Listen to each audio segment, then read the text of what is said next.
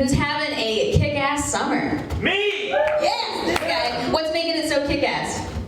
Everyone here. Yeah. I did not pay that man. I did not pay that man. Later. Oh, damn. All right. Do you take credit cards? Forever. Do you take IOUs? No. All right, we'll figure something out. I got a Groupon. All right, so thank you so much for coming to Stories from the Beat Lounge. Give yourselves a round of applause for making it out on the first Monday of the month. The thing that I love about storytelling here at Second City is that storytelling, contrary to popular belief, is not stand-up. And what I mean when I say that is the stories you're going to see tonight are going to be very diverse. Some of them are going to be humorous. Some of them are going to be adventurous. Some of them are going to be scary. Some of them, they can be any story at all from a person's life. They don't have to be humorous. The only rule is that they have to be true, right? Also, we have this show the first Monday of every month, and on every show we have a first-time storyteller, we have a graduate from our storytelling program, and then we have professional storytellers as well, in no particular order. So I'm really, really excited that you guys get to see just kind of a mixed lineup, all sorts of people perform tonight. I have no idea what kind of story they're going to tell because I do tell them they can tell any story they want. So we're all going to be experiencing this for the first time. It's going to be great. It's going to be great. Are you guys excited? Yes! All right. Let me pull this out of my top like a professional. Our first storyteller coming to the stage is a dear friend of mine. He's the host of the docu-comedy series Open Mic Turnpike on YouTube. He is a graduate of the Second City Storytelling, stand-up program. So without further ado, give a round of applause for Billy Boyd!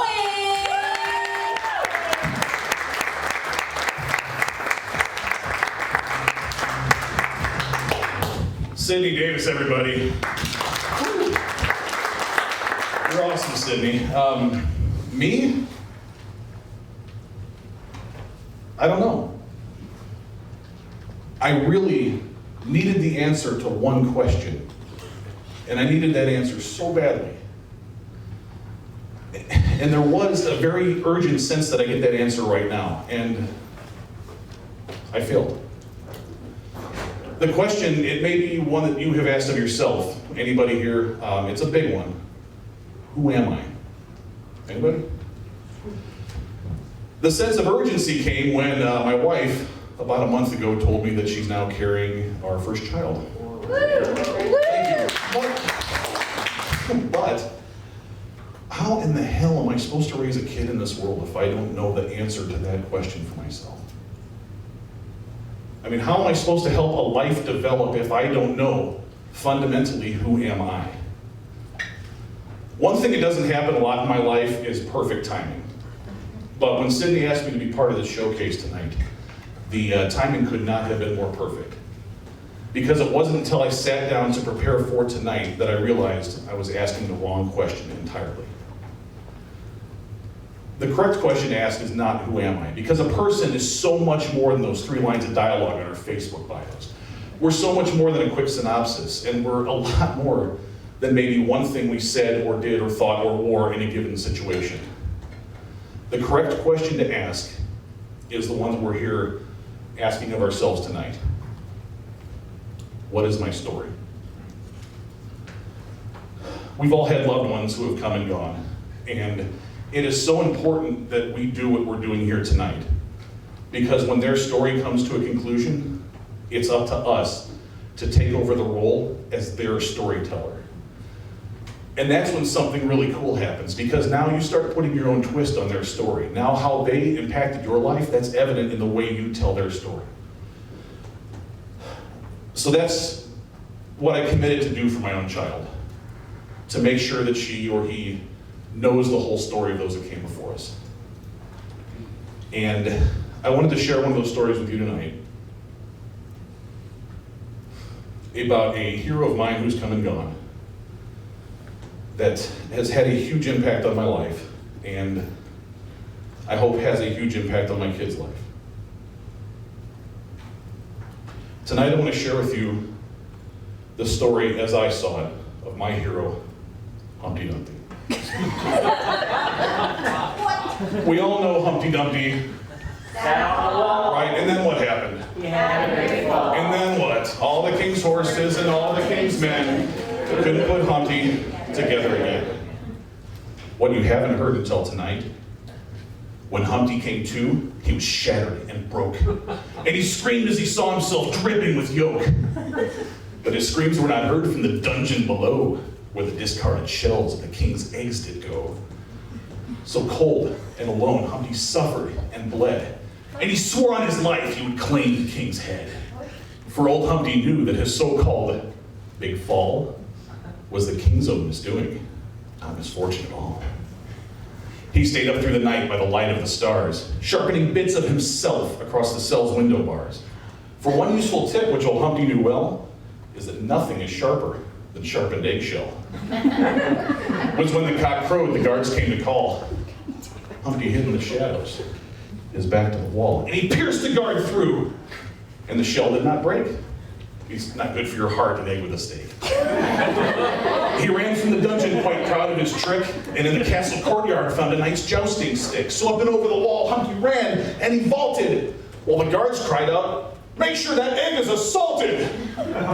When the king rose to see what the commotion was for, he saw Humpty flee across the fields towards the moor. "There he goes!" shouts the king. "'Twas the new rising sun! Oh, how I hate when my eggs dare to run!" Humpty ran through the day. Not once had he ambled, because earth was sunny side up, and the king's guards were scrambled. They were seasoned egg beaters, but he had outrun their pace, so they returned empty-handed, with no egg in their base. By the time the moon rose, the sun had Humpty boiled, as he came to a village where the king's peasants toiled. He was shown to the abbey, where he'd hoped to retire. "Out of the frying pan, eh?" said the friar. "It is true," Humpty said, "I don't mean to encroach, but I am the one that the king seeks to poach, and my yolk hath run low, and my shells have been scarred." "Indeed," said the monk, "things have been over hard." He woke the next day with revenge on his mind, and as he walked through the village, he was quite shocked to find it was a village of eggs. Humpty's friends, siblings, cousins, they were screaming for Humpty and shouting out by the dozens, thank you. "The king wants us beaten, Humpty. We are sure he will eat us. We will fight with you, Humpty, if only you'll lead us." He could see they were angry. Some were terrified, some irate. So he rose up his voice as he stood on a crate. "Eggs of chickens, of ducks, and of quails, and of hens, and of geese, and of ostrich, listen to me, my friends. We attack the king now. We shall remain cage-free, for the eggs are the alpha and the omega. 3. The assault launched at dawn. Humpty Dumpty stood brave, shouting, "Execute one and all! Send these men to their grave! These are our fields, our rivers, our lands. Take them back! We claim these, our trees, for the eggs! Heart attack!" The eggs shelled the castle from the woods where they nested, and caught completely off guard, the king's army was bested. See, the guards were outnumbered, and their fear had them stricken, because the eggs came there first, and the king's guards were chicken. When the king rose to see what the commotion was for, he saw Humpty standing, sword in hand, at the door. "It is your turn now, king, for my yolk hath done trickled, and now you are the one who has found himself pickled." "You're the one from the wall," the king said with surprise. "Yes," Humpty said, "the one that ran past your eyes." "Any last words, king?" "Go on, make them quick." And the king's dying words were, "This egg's Benedict." Thank you so much, guys.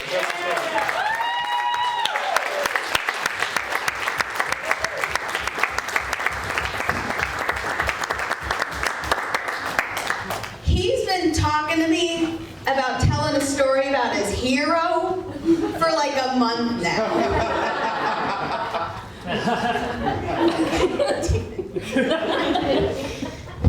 Prepping me for this emotional journey. All right.